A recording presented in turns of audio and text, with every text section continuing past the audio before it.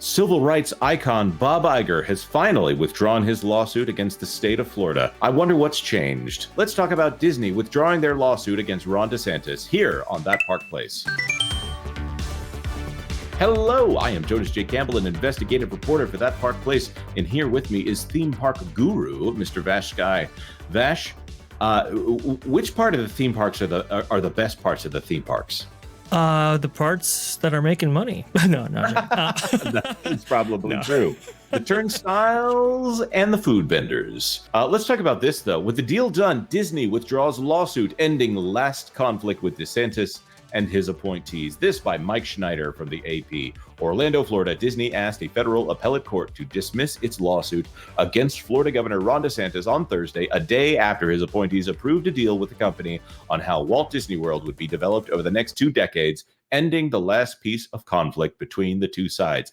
That's interesting. Sounds like a little bit of quid pro quo is being implied here. Vash, how big of a deal is that supposed to be monetarily? If Disney were to somehow be successful in their lawsuit and reestablish the Reedy Creek Improvement District, which I don't even know if that's the remedy that would have been applied in this case, but let's say that were the case, you're talking about potentially over 100 years, probably $1 trillion deal. Yeah, that's a fair point. And the deal that was just approved, it looks like it's around the $8 to $17 billion range, which is also how much Disney might pay for 1/3 of Hulu, maybe. The request came as little surprise because the federal lawsuit's future was contingent on whether a development agreement could be reached between Disney and DeSantis appointees of the board of the cftod that governs Disney World, according to a settlement reached in March. This is fascinating here. That wasn't quite what they were saying about this lawsuit. I think the lawsuit was going to go away because I'm just going to be frank. The entire lawsuit was going to be dismissed. This was something that we called here on That Park Place and on the WDW Pro channel, Valiant Renegade, and of course, Andrew from the Legal Mindset, the ultimate expert in special taxing districts in the state of Florida.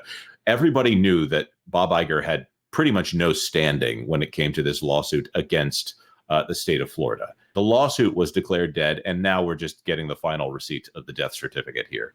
The development deal was approved Wednesday night by the DeSantis appointees. Disney was facing a deadline next week to file a brief with the court if it wanted to move ahead with a lawsuit against DeSantis and his appointees.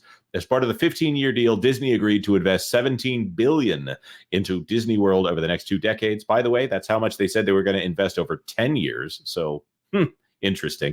And the district committed to making infrastructure improvement on the theme park resort's property. The district provides municipal services such as firefighting, planning, mosquito control, among other things, and was controlled by Disney supporters before last year's takeover by DeSantis appointees. This word right here is very specific. Disney supporters. The previous Reedy Creek Improvement District Board was originally appointed by the citizens of Bay Lake and also Lake Buena Vista. And the citizens of Bay Lake and Buena Vista were basically people that had been deeded property by the Walt Disney Company, 5 acres of land specifically, in order to have substantiation with Florida law here. All of those people were heavily favored towards Disney, often former employees, people who were definitely not going to go against the company, and Disney probably had the right of eviction on them. And those people ceded their power to Reedy Creek Improvement District. So these were definitely, they weren't just Disney supporters. These were people who were in the pocket of Disney. It used to be said that Disney controlled the district, and now the language here has been changed to Disney supporters, which is fascinating. That's an update even maybe from the author of the article. This new development agreement paves the way for us to invest billions of dollars in Walt Disney World Resort, supporting the growth of this global destination, fueling the Florida economy, and allowing us to deliver even more memorable and extraordinary experiences for our guests, said Jeff Valle, president of Walt Disney World Resort. He's over there celebrating Tiana's Bayou Adventure with some cool new dance moves, by the way. Under the terms of the deal, Disney is approved to build a 5th major theme park at Walt Disney World. Ooh, Vash, are they going to build a 5th gate for this theme park right now? Should they? No. What should they do instead? Probably invest more into places like Animal Kingdom or Disney's Hollywood Studios and expand capacity at your current parks right now. That's probably the better play here. Now, if you want to keep capacity at its limits in those parks to the degree that maybe they want to in order to incentivize more Genie Plus sales, perhaps then a 5th gate makes sense. But it's not going to be done with $17 and $20 billion over 20 years. That's not going to happen. Yeah, and it looks like there's a bunch here about the back and forth about the parental rights and education bill. Bob Iger famously saying that he felt like it was a civil rights issue for him to fight Ron DeSantis and all of this stuff.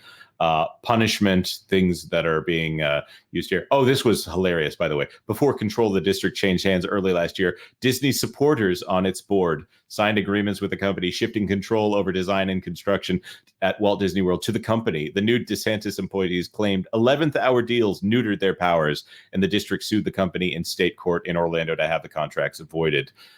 Disney basically, and as part of their settlement, admitted that they had no right to do that in any way, and that it's just fantastic to me. They basically tried to use HOA laws, homeowners association laws, in order to try to give Disney the power to build nuclear power plants, airports, unprecedented legal power being gifted to the Walt Disney Company in exchange for basically nothing. That's not how HOA laws work. If the Karen from my local HOA decides that she wants to build a nuclear power plant 2 blocks down from me, she can't do that just because she signs over HOA powers to the local power plant. Disney was fascinating in all of this. Well, also too, remember they wanted to give this power to Disney itself, right? With the law of perpetuities, they were talking about forever since King Charles or whatever. Remember that whole language? Yeah, 100 years after the death of the longest living heir of King Charles the First, or whatever. Oh. It doesn't really. It was such flowery language, and it was amazing. And we even got the RCID people saying, so everything will function exactly how it does now if we sign this. That was in that was in an email. They wanted to hold on to that power with everything in their might, and now they've wised up and realized maybe, just maybe, this was not good for Disney. Maybe, just maybe, yes.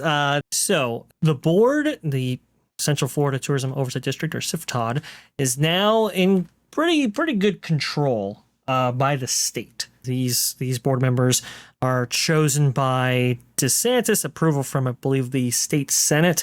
Mm-hmm. And so, yeah, okay. Maybe you do get 1 or 2 board members who are maybe favorable towards Disney, right? But the fact remains that the RCID was stripped out from underneath the Walt Disney Company. This was the most favorable deal, most favorable terms that any corporation has ever received in any state whatsoever. And yet they lost it with a lot of those special privileges as well. And then, I mean, who knows what ramifications are going to come with this long term.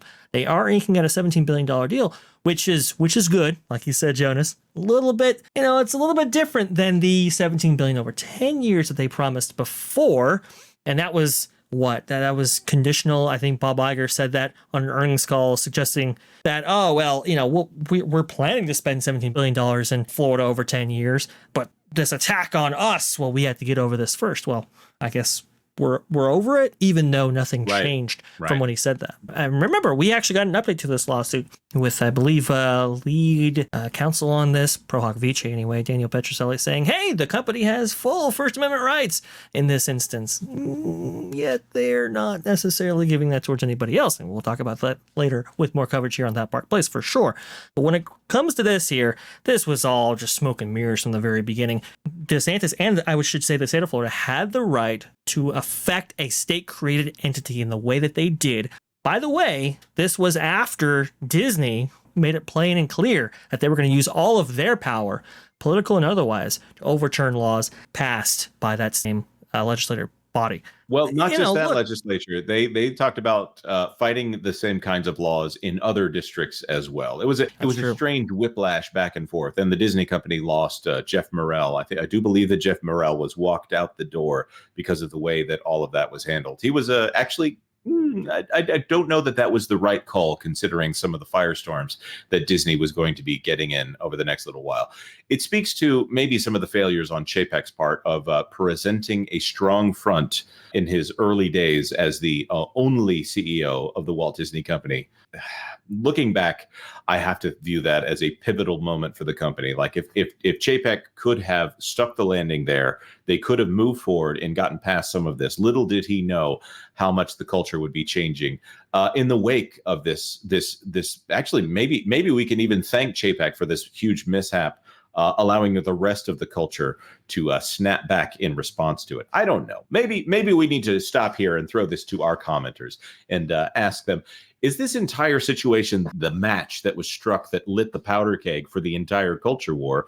Or is this just something that is just, the business dealings of a corporation and the state of Florida, and they were going to figure this out eventually, and nobody cares? What do you think is going to be the fallout of situations like this? Is this, in fact, the patient 01 of corporations realizing that they don't have the power that they once did?